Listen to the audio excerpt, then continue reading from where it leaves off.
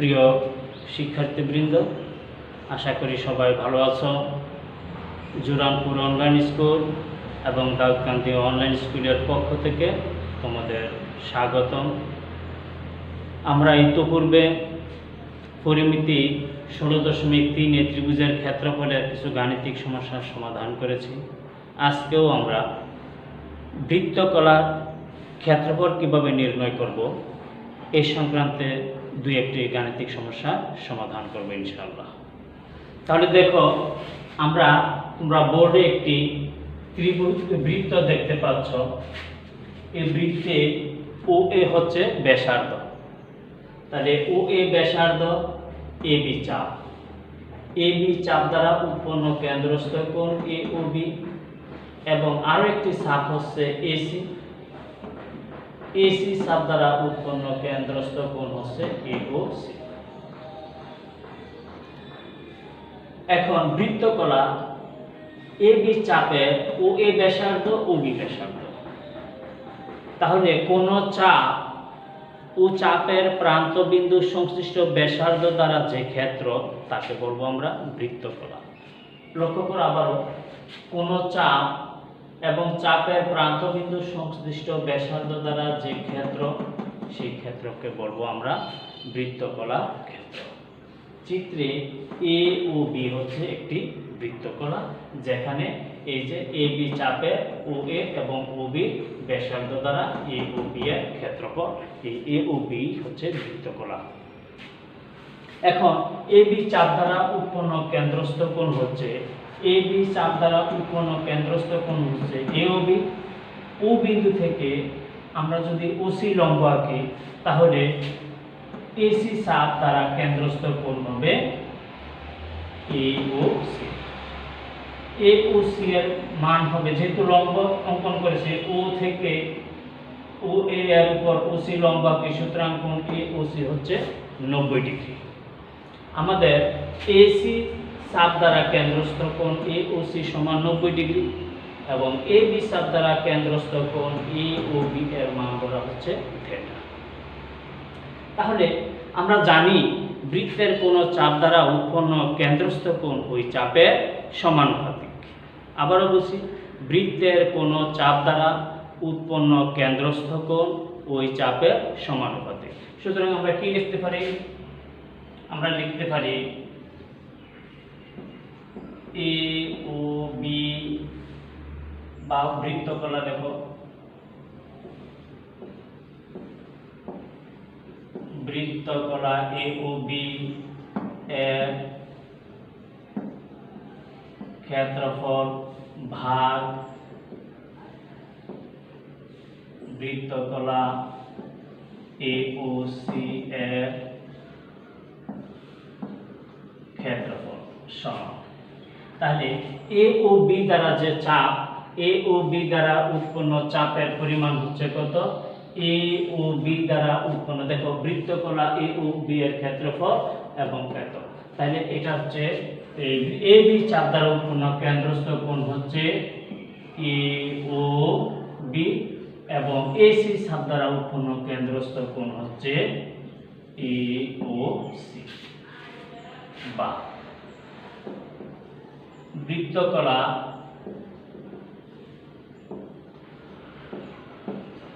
এ ও B এর ক্ষেত্রফল ভাগ বৃত্তকলা এ ও সি এর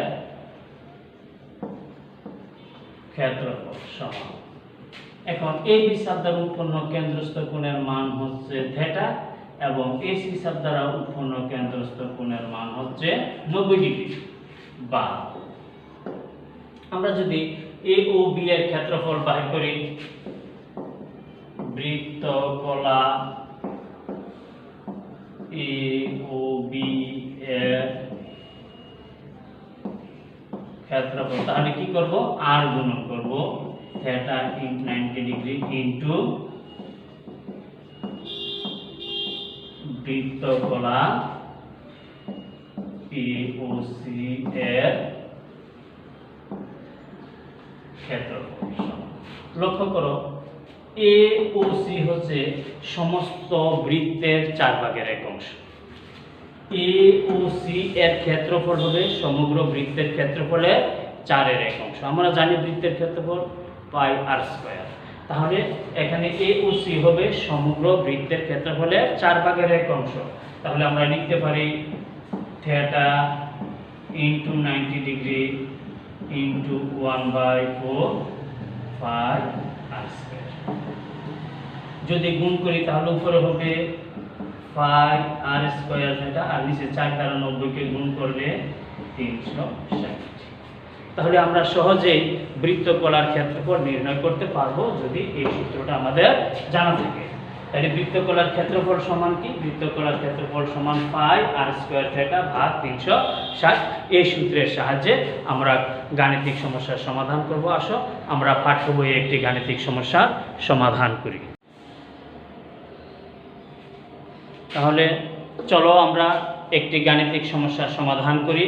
আমাদের গাণিতিক সমস্যাটি হচ্ছে একটি বৃত্তের ব্যাসার্ধ 16 সেন্টিমিটার এবং বৃত্তচাপ কেন্দ্রে 75 ডিগ্রি কোণ উৎপন্ন করে বৃত্তাংশের ক্ষেত্রফল নির্ণয় করো। এটা আমাদের পাঠ্য বইয়ের আমাদের 4 নম্বরের গাণিতিক সমস্যা। তোমাদের পাঠ্য বইয়ের 16.3-4 গাণিতিক সমস্যা।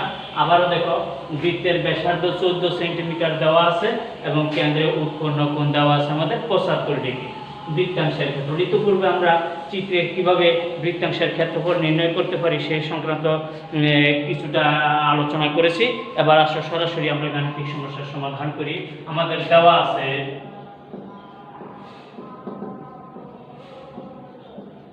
আছে বৃত্তের ব্যাসার্ধ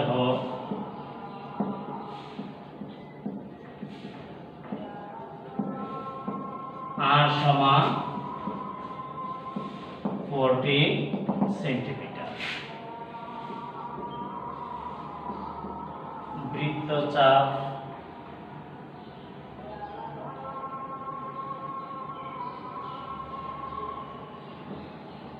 দ্বারা উৎপন্ন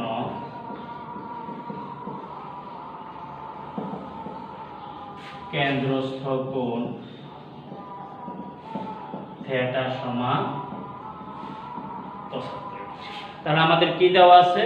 আমাদের দেওয়া আছে বৃত্তের ব্যাসার্ধ আর সমান 14 সেন্টিমিটার এবং বৃত্তচাপ দ্বারা উৎপন্ন কেন্দ্রস্থ কোণের মান হচ্ছে 75 ডিগ্রি। সুতরাং আমরা সহজে বৃত্তকলার ক্ষেত্রফল নির্ণয় করতে পারবো। অতএব বৃত্তাংশের ক্ষেত্রফল, আমরা ইতিপূর্বে ক্ষেত্রফলের সূত্রটা শিখেছি। সূত্রটা হচ্ছে পাই আর স্কয়ার থিটা ভাগ 360 সমান পাই এর মান হচ্ছে কত? পাই এর মান হচ্ছে তোমার 3.1416 ইনটু আর এর মান হচ্ছে 14 স্কয়ার ইনটু থিটার মান হচ্ছে 75 ভাগ 360। আমরা যখন এটাকে গাণিতিকভাবে করব তখন সহজ। তাহলে আমরা যখন গুণ করব এই যে 3.1416 এবং 14 স্কয়ার মানে 196 ইনটু 75 যখন গুণ করব তখন আমরা কত পাবো? 46181.52 আর 360। এখানে ক্ষেত্রফল যেহেতু তাহলে বর্গ সেন্টিমিটার। এখন ভাগ করো, ভাগ করলে তোমরা ফলাফল পাবে 128 ইনটু 282 বর্গ সেন্টিমিটার। তাহলে অ্যান্সার 128.282 বর্গ সেন্টিমিটার। আমরা আরো একটু আলোচনা করি। আবার আমাদের বৃত্তের ব্যাসার্ধ দেওয়া আছে 14 সেন্টিমিটার এবং কেন্দ্রে উৎপন্ন কোণ দেওয়া আছে 75 ডিগ্রি। তাহলে আমরা জানি বৃত্তাংশের ক্ষেত্রফলের সূত্র হচ্ছে পাই আর স্কয়ার থিটা বাই 360। পাই এর মান আমাদের জানা আছে 3.1416, আর এর মান 14, তাহলে 14 স্কয়ার এবং থিটা এর মান 75 ভাগ 360। আমরা উপরের সংখ্যাগুলোকে যখন গুণ করব তখন ফল পাবো আমরা এটা এই যে 46,181.52 360 দ্বারা যদি ভাগ করি তাহলে আমাদের ফল হবে 128.28। সুতরাং আলোচ্য আমাদের এই গাণিতিক সমস্যার সমাধান হচ্ছে, অর্থাৎ বৃত্তাংশের ক্ষেত্রফল হচ্ছে 128.282 বর্গ সেন্টিমিটার। আসো আমরা আরও একটি গাণিতিক সমস্যার সমাধান করি। তাহলে চলো আমরা আরও একটি গাণিতিক সমস্যার সমাধান করি। আমাদের এখনকার প্রশ্নটি হচ্ছে, একটি বৃত্তাকার পার্কের ব্যাস 26 মিটার, পার্কটিকে বেষ্টন করে বাইরে 2 মিটার প্রশস্ত একটি পথ আছে, পথের ক্ষেত্রফল নির্ণয় করো। আমাদের পাঠ্য বইয়ের 6 নং গাণিতিক সমস্যা। একটি বৃত্তাকার পার্কের ব্যাস 26 মিটার, পার্কটিকে বেষ্টন করে বাইরে 2 মিটার প্রশস্ত একটি পথ আছে, পথের ক্ষেত্রফল নির্ণয় করো। তোমরা যদি চিত্রের দিকে লক্ষ্য করো দেখবে এই যে বৃত্তের ব্যাসার্ধ আমরা যদি নাম দেই, ও যদি কেন্দ্র হয় তাহলে এটা এখানে যদি এ হয়, ও এ যদি বৃত্তের ব্যাসার্ধ হয় তাহলে বৃত্তের ব্যাসার্ধ ব্যাস যদি 26 হয় তাহলে ব্যাসার্ধ হবে অর্ধেক, তার মানে 13 মিটার। এখন বাইরে পথ, তাহলে এই বৃত্তকে এই বৃত্তের বাইরে আরো একটা বৃত্তাকার মাঠ যদি আমরা কল্পনা করি তাহলে বাইরের পথ হবে এতটুকু। আমরা যদি নাম দিই বি, এখানে সি দিই, তাহলে বি হচ্ছে বাইরের পথ। তাহলে আমাদের টোটাল বৃত্তের ক্ষেত্রফল, বৃত্তের রাস্তা সহ লক্ষ্য করো, রাস্তা সহ আমাদের বৃত্তের ব্যাসার্ধ হচ্ছে 13, আর তাহলে ও থেকে সি, বৃত্তের ব্যাসার্ধ সব সমান, সুতরাং ও এ যত হবে ও সিও ততই হবে, তাহলে বৃত্তের ও সিও হচ্ছে কত 13, এবং বাইরে বি থেকে সি যে রাস্তা পথ, এই পথ হচ্ছে 2, তাহলে ও বি হচ্ছে আমার জন্য 13 যোগ 2 15 মিটার। তাহলে আমরা কি লিখতে পারি, দেওয়া আছে বৃত্তাকার, দেওয়া আছে বৃত্তাকার পার্কের ব্যাস ডি সমান 26 মিটার। সুতরাং বৃত্তাকার পার্কের ব্যাসার্ধ আর সমান 2/26 মিটার, অর্থাৎ ব্যাস যা ব্যাসার্ধ হবে তার অর্ধেক, তাহলে 2 দ্বারা 26 কে ভাগ করলে হবে 13 মিটার। সুতরাং বৃত্তাকার পার্কের ক্ষেত্রফল, বৃত্তাকার পার্কের ক্ষেত্রফল হবে পাই আর স্কয়ার। আমরা জানি বৃত্তের ক্ষেত্রফলের সূত্র হচ্ছে পাই আর স্কয়ার। পাই এর মান আমাদের জানা আছে 3.1416, আর এর মান হচ্ছে 13 স্কয়ার বর্গ মিটার। আমরা যদি 13 কে স্কয়ার করি তাহলে পাবো 169। 169 কে পাই এর মান দ্বারা গুণ করলে হবে 530.93 বর্গ। এখন দেখো আমাদের বৃত্তের ব্যাসার্ধ হচ্ছে 13, বাইরের যে রাস্তা গেছে তা হচ্ছে 2, তাহলে পথ সহ আমাদের ব্যাসার্ধ হবে 13। তাহলে পথ সহ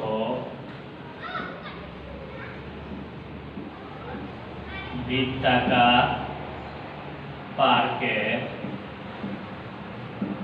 ব্যাসার্ধ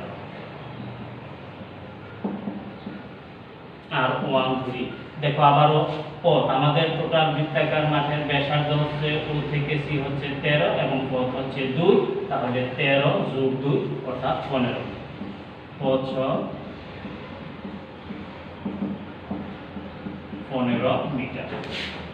সুতরাং আমরা লিখতে পারি পথ সহ বৃত্তাকার পার্কের ক্ষেত্রফল পাই আর 1 স্কয়ার বর্গ মিটার। পাই এর মান 3.1416, আর এর মান হচ্ছে 15 স্কয়ার বর্গ মিটার। যদি আমরা গুণ করি 15 এর স্কয়ার করলে হবে 225, 225 কে পাই এর মান দ্বারা গুণ করলে হবে 706.8 বর্গ মিটার। তাহলে দেখো আমরা টোটাল যে বৃত্তাকার পার্কের ক্ষেত্রফল পেয়েছি আমরা 530.93 বর্গ মিটার, এবং পথ সহ অর্থাৎ বাইরের পথ সহ যে বৃত্তাকার পার্ক তার ক্ষেত্রফল পেয়েছি আমরা 706.86 বর্গ মিটার। তাহলে আমরা যদি এই যে 706 থেকে 530 বাদ দিয়ে দিই তখনই তো আমরা এই যে আমাদের পথের ক্ষেত্রফল পেয়ে যাব। সুতরাং আমরা লিখতে পারি পথের ক্ষেত্রফল।